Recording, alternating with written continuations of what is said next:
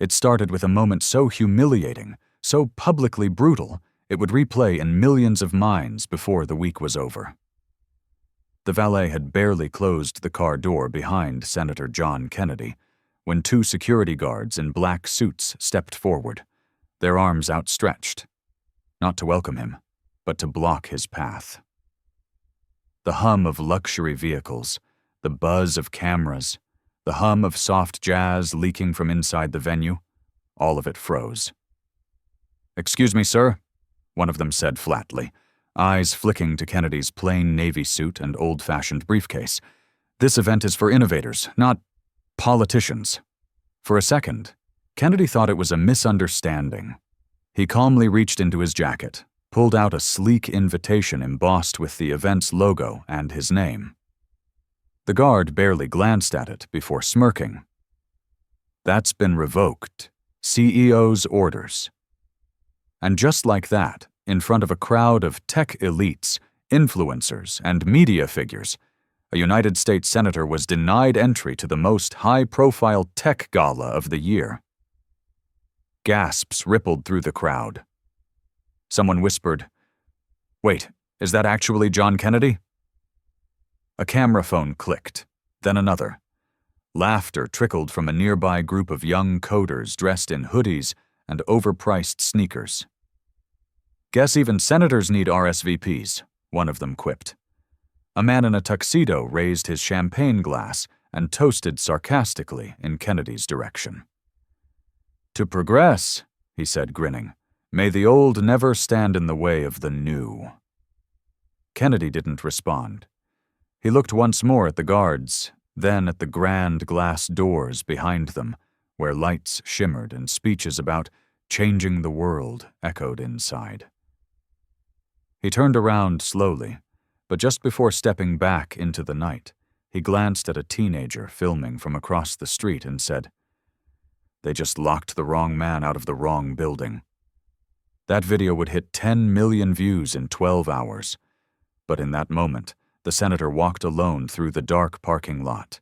No motorcade, no entourage, just the crunch of gravel under his polished shoes and the heat of humiliation burning behind his composed expression. The clip, of course, was posted instantly. The title? "Old dude gets denied at billionaire's party. Awkward." The comments section was vicious. "Boomer trying to sneak into Gen Z gala." "John Hui Chu. Is this man lost?" Memes exploded. Influencers stitched reactions. TikTokers reenacted it. Even a late-night host joked, "Senator Kennedy tried to go to a tech event and got hit with the 404. Access denied." But what no one knew, what the guards, the CEO, the laughing crowd didn't see, was what happened the moment Kennedy returned to his modest hotel room overlooking the Palo Alto skyline. He didn't throw things. He didn't curse. He sat down at a small desk, opened a leather folder, and began reading. Inside were pages of internal reports, statements from anonymous employees, and whistleblower screenshots that had landed on his desk weeks ago. Reports of data scraping, of biometric surveillance tools disguised as emotion prediction software, of minors being tracked and monitored through educational apps. Kennedy hadn't planned to confront the CEO that night, not publicly. But the insult had accelerated the timeline. Now it was personal. And soon, it would be national. What the public had dismissed as a funny clip of an outdated senator getting rejected was about to turn into the biggest data privacy scandal of the decade. But you know what's wild? At that exact moment, while the internet was laughing, someone else was watching that clip and didn't find it funny at all. A 22-year-old junior software engineer named Lexi, standing in a server room 2 floors below the very gala Kennedy had just been thrown out of, saw the video on her phone, and her hands started shaking. Because she knew what Kennedy had been trying to stop. She had seen the hidden servers, she had seen the files, and she knew exactly how dangerous they were. Now here's where it gets crazy. If you're still here, tell me this. What would you do if you had seen someone get publicly humiliated for trying to stop something bigger than all of us? Would you stay silent, or would you speak up? If you think the truth should always come out, hit like and comment 9 right now, because what comes next is going to flip everything you thought you knew about power, privacy, and who really runs the world. Lexi didn't sleep that night. She sat on the edge of her bed, phone in one hand, the other gripping a flash drive like it was a live wire. Her apartment was dimly lit, filled with half-packed boxes and old coffee mugs, the air heavy with the weight of secrets she had carried for weeks. She had taken the job at Signatech, the billion-dollar AI company hosting the gala, because she believed in what they said, making the world smarter, safer, more connected. But what she saw in the back-end systems told a different story. Names, faces, voice samples, even facial tracking data from schools and hospitals, some of it clearly belonging to children. It had haunted her. And now, seeing Senator John Kennedy kicked to the curb like trash, while the people responsible sipped champagne upstairs, it snapped something inside her. She opened her laptop. The file was labeled Signal Mainframe Internal.zip. It had been downloaded 2 weeks ago, encrypted, stored on that same flash drive she now held like a loaded gun. Every instinct told her to destroy it, delete it, run. But then she remembered the way the CEO smiled on stage the night before, talking about democratizing intelligence while hiding behind locked doors, guarded by men who didn't even blink before shoving a senator aside. Lexi sent an email. No subject, no signature. Just a message. I know why they locked you out. I want to meet. Alone. She attached a burner phone number and hit send. Senator Kennedy saw the email at 6:04 a.m., just as the clip of his rejection hit the front page of Reddit. He read it twice. Then again. A private meetup from an internal source? He had received hundreds of prank emails overnight, but this one felt different. It didn't ask for anything. It offered a key, a lead. He responded with one word. Time? That night, they met in the lowest level of a downtown parking garage.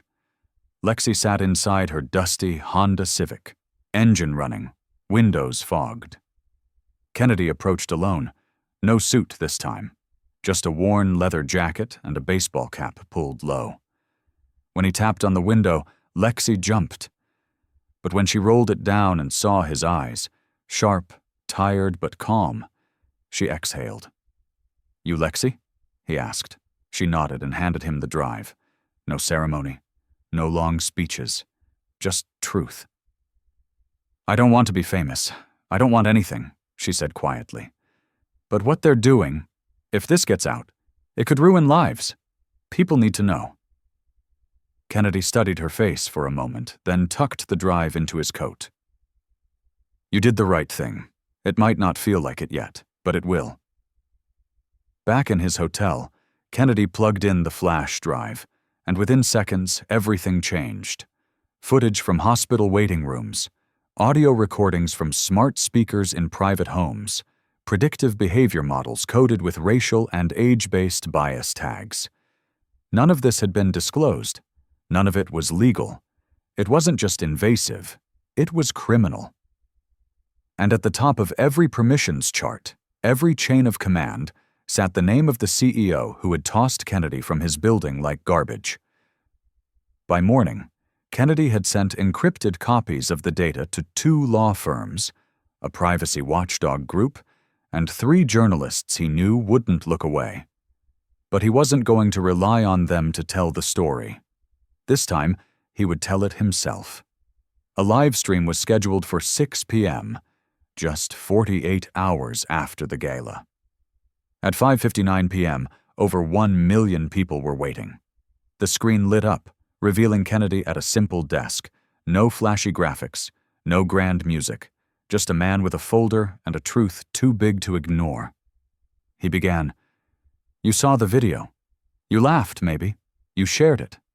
I don't blame you. I would have done the same. But while you watched me get turned away, the people inside were selling your lives, your data, your faces, your children's voices, to the highest bidder. He held up the flash drive. This is what they didn't want me to see, and now you're going to see it too. The video cut to silent footage from the internal server logs. Names, locations, facial scans, audio triggers. The comment section of the stream exploded. Viewers typed, "This is insane. Is this even legal? They filmed my kid?" Commenting 9 if this doesn't get investigated immediately. Lexi watched from her apartment, tears in her eyes, hands trembling. But this time not from fear. Kennedy's voice echoed through her speakers. This isn't about me being kicked out. It's about every person who thought they had privacy, every family who trusted the system, and every worker who stayed silent, except one. She smiled faintly, whispering, "Let them know." Because what had started as humiliation was now revolution, and the world was finally paying attention. The live stream didn't just trend. It detonated. Within hours, Kennedy's broadcast was being clipped, re-uploaded, and subtitled in half a dozen languages. On morning talk shows, the hosts didn't argue whether the data breach was real. They argued how long the company had been hiding it. Hashtags like Signatech Exposed and Lexi the Whistleblower took over every platform. But behind the viral wave was something far more dangerous: panic inside the company. Because as the world demanded answers, Kennedy had only shared the beginning. He had kept the worst for later. That later came sooner than anyone expected. The next day, the CEO finally spoke. Dressed in a gray sweater, seated in a minimalist room with fake plants behind him. He looked calm, almost robotic, as he read off a teleprompter. "Senator Kennedy's accusations are being taken seriously," he said, voice cool and detached. "But the files he's presented are outdated prototypes. No data has been used improperly. It was a performance for shareholders, not the public, and it backfired instantly, because just 20 minutes after that clip aired, Kennedy released part 2 of the data dump. Not just permissions logs or silent videos, but emails, internal memos. One of them read, "Scrub the under 13 data before audit. Keep the neural thread tags hidden under optics framework." Another line, from a high-level executive, said, "Senator Kennedy was snooping around. Kill the invite before he gets too close." That sentence hit like a thunderclap. The decision to humiliate him at the gala? It wasn't a fluke. It was a calculated move to keep him from getting in.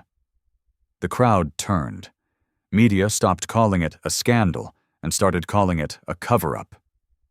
Protesters gathered outside Signatech headquarters, holding signs that read, "I'm not your product, and we are not the data." Inside the company, panic spread. One executive quit live on Twitter. Another was caught on a hot mic saying, "This is going to bury us." But the most unexpected fallout came from inside, again. A second whistleblower emerged. This time it wasn't a scared intern or a lone engineer. It was the company's former chief data officer, who had quietly left months before. Her name was Dr. Evelyn Rames, and she was about to blow the final lid off the operation. She reached out to Kennedy directly, meeting him in a quiet cafe outside of town. The cameras didn't catch it. There was no press, just two people sharing truth over lukewarm coffee. Dr. Rames slid a tablet across the table. On it was a presentation that had been shown to investors 6 months earlier, titled, "Behavior Mapping for Predictive Monetization."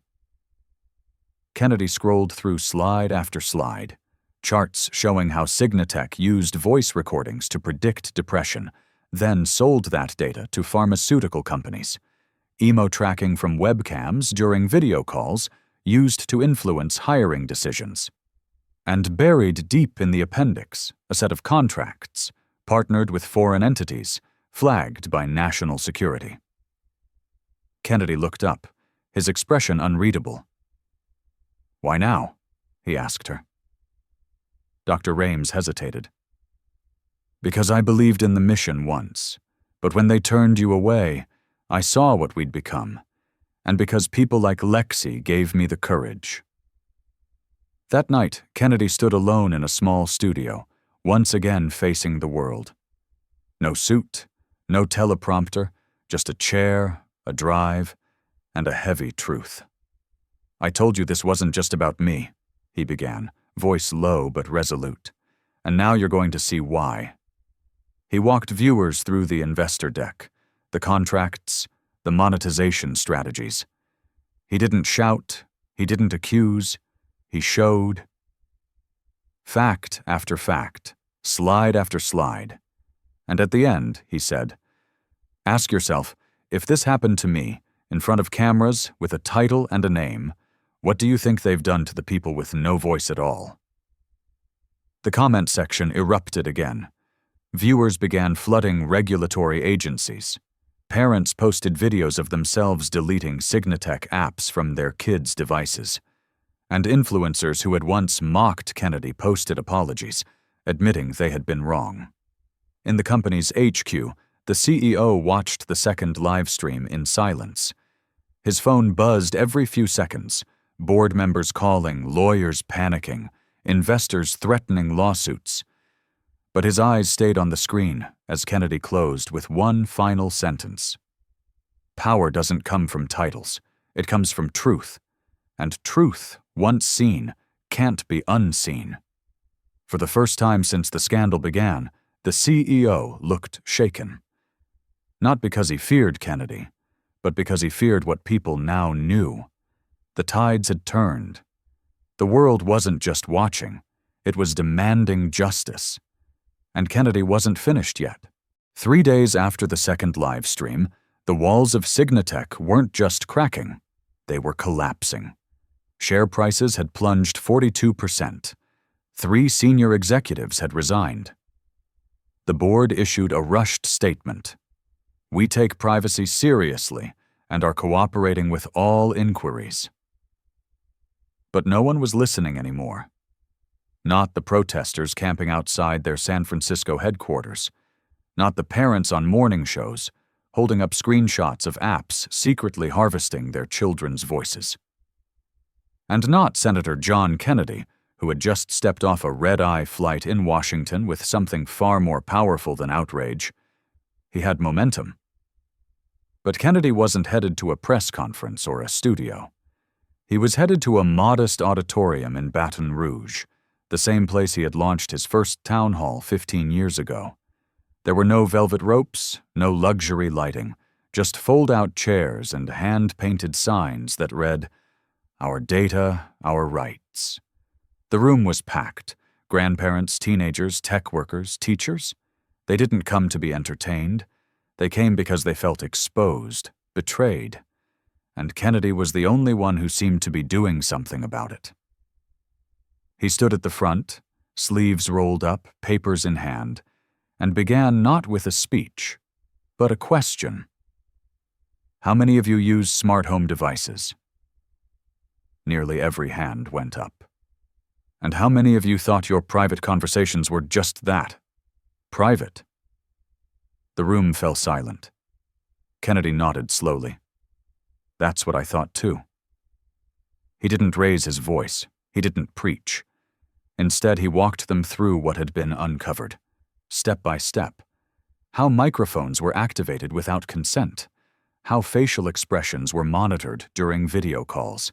How student apps collected emotional data to optimize engagement, but were quietly repurposed to train emotion-predicting AIs. He played back audio clips retrieved from Signatech's servers. Laughter, crying, a child asking his mother if monsters were real. The room went still. People didn't just listen. They felt it. And then came the twist no one expected. A woman in the crowd stood up, short gray hair, trembling hands. "My grandson," she said, voice barely above a whisper. "His tablet. Was it one of theirs?" Kennedy looked at her, then stepped off the stage and walked toward her. "Ma'am, I can't say for sure, but if you brought it here, I can check." She handed it over, almost like handing over a weapon she never knew she was holding. He opened the settings menu. There it was, Signatech Learning Suite. Silent, hidden, defaulted to always on. Gasps rippled through the crowd. Someone shouted, "Are they spying on our homes?" Another voice, "What about our kids' schools?"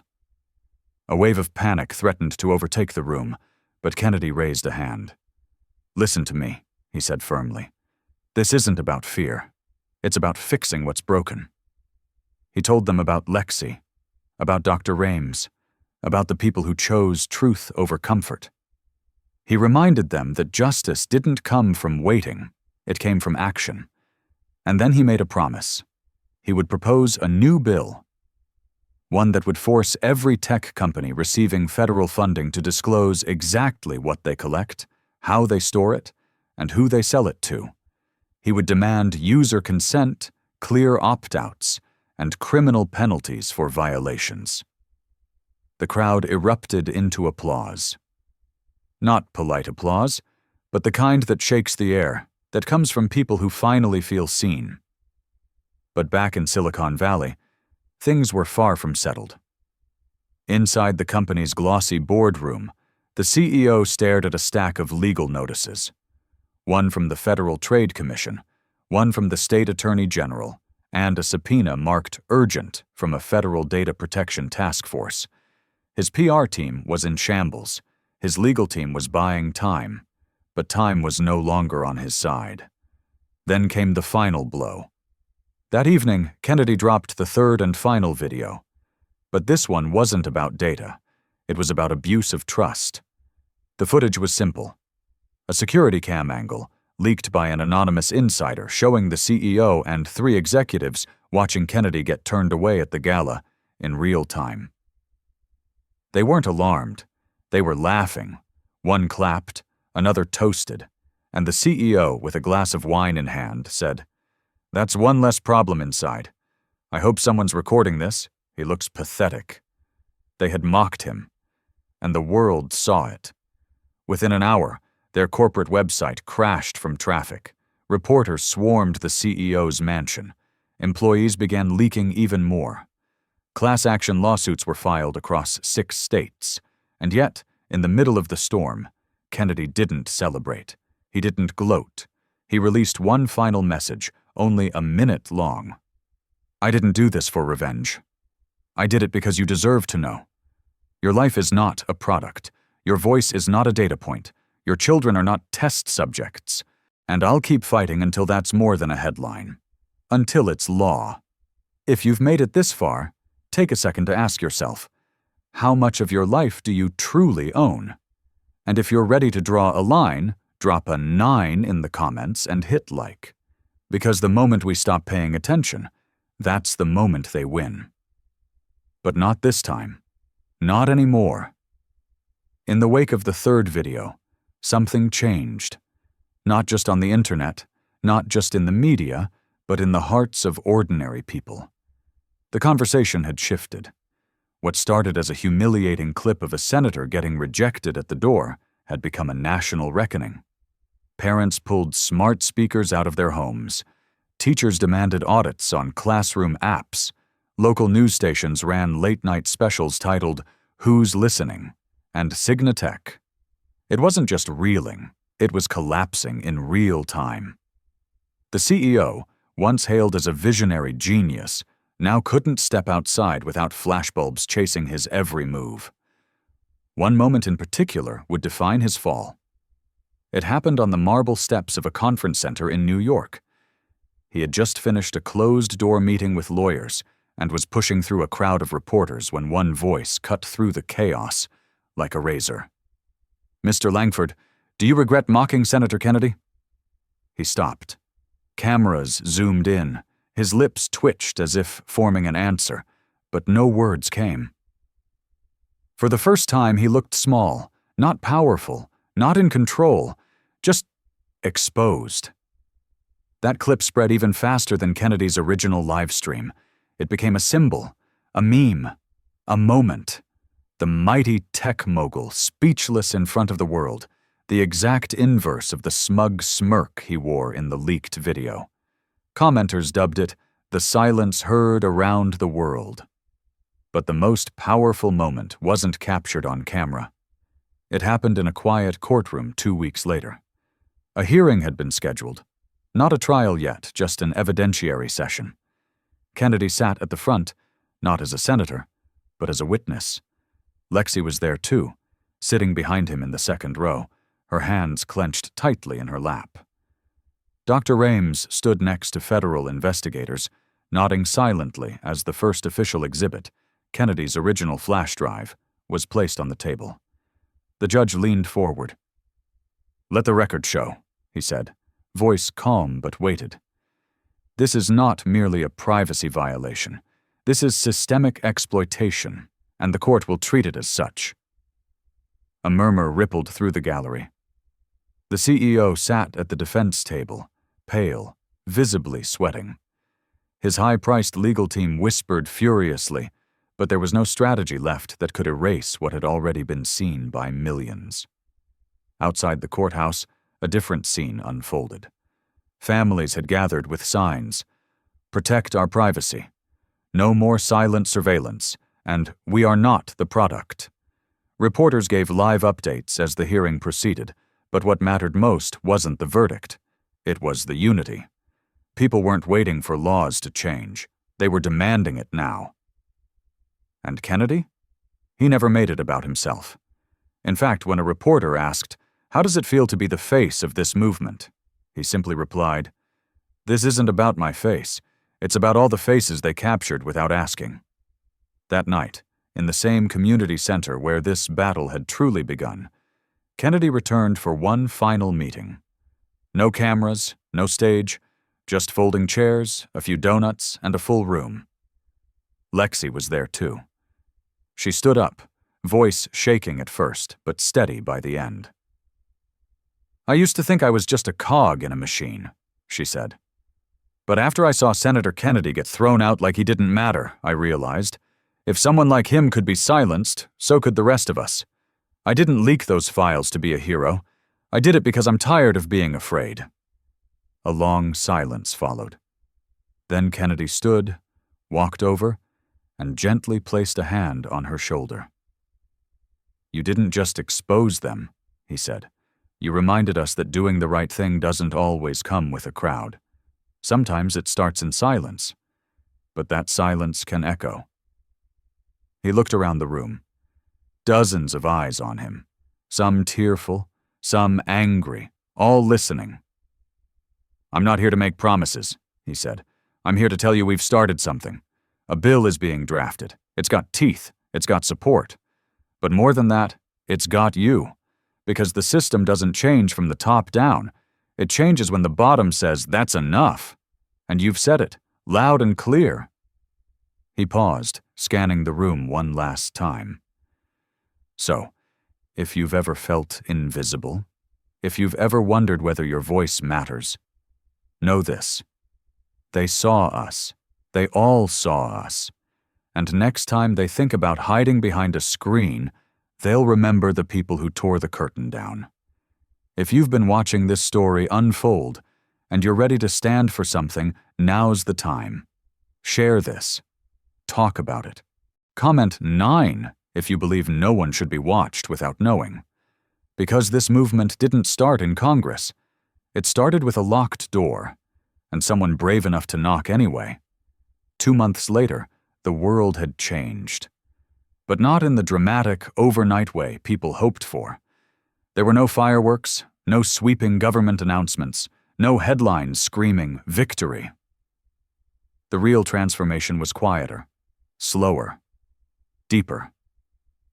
But it had begun, and that was everything. Senator John Kennedy sat on the edge of a wooden bench outside a modest courthouse in Louisiana.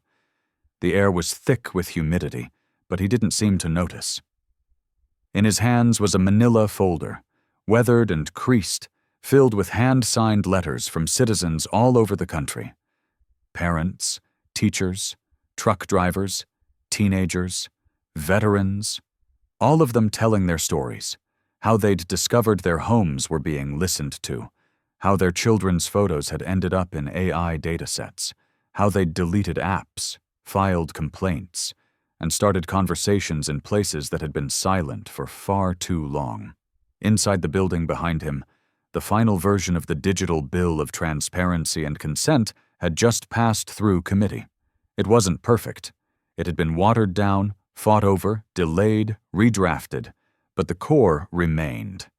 Companies were now required by law to disclose what they collect, who they sell it to, and offer every user the right to opt out entirely.